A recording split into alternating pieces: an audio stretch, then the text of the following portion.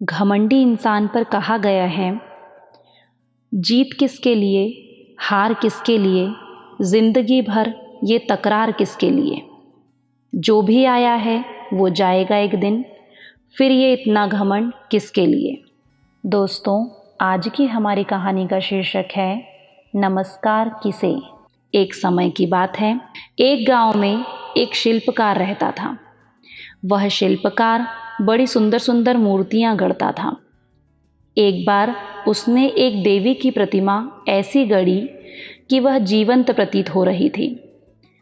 उस मूर्ति को ग्राहक के पास पहुंचाने के लिए उसने अपने एक धोबी मित्र से उसका गधा मांग लिया और उस गधे की पीठ पर मूर्ति रखकर वह चल दिया।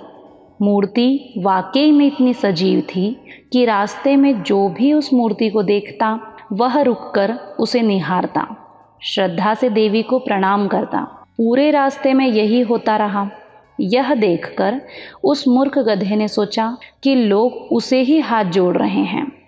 जैसे ही उसके मन में यह बात आई, वैसे ही वह घमंड में अकड़ गया और सड़क के बीचों बीच खड़े होकर जोर जोर से रेंकने लगा।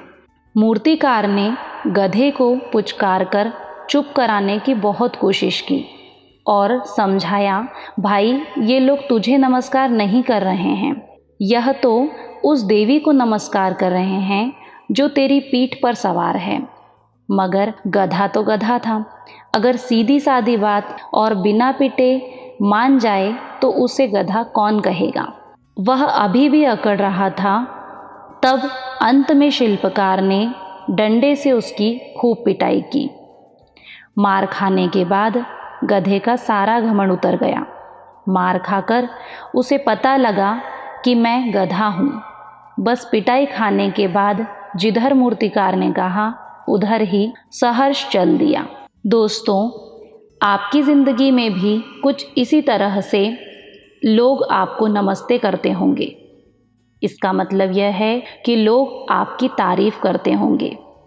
अब हम यहाँ पर यह नहीं कहें कि लोग आपकी तारीफ़ करते होंगे, हम यह कहें कि हमारे अच्छे कर्मों की, यानी आपके अच्छे कर्मों की या सद्गुणों की तारीफ़ करते होंगे। परंतु हम उन सद्गुणों की तारीफ़ को या हमारे अच्छे कर्मों की तारीफ़ को हम अपनी तारीफ़ कहते हैं।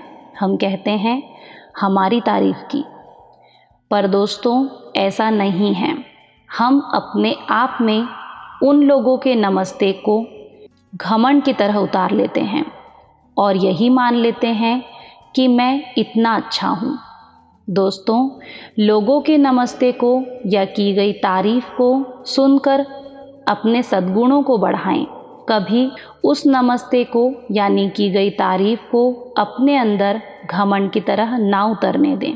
इसीलिए दोस्तों, कहा भी गया है, घमंड न करना ज़िंदगी में, तकदीर बदलती रहती है, शीशा वही रहता है, बस तस्वीर बदलती रहती है।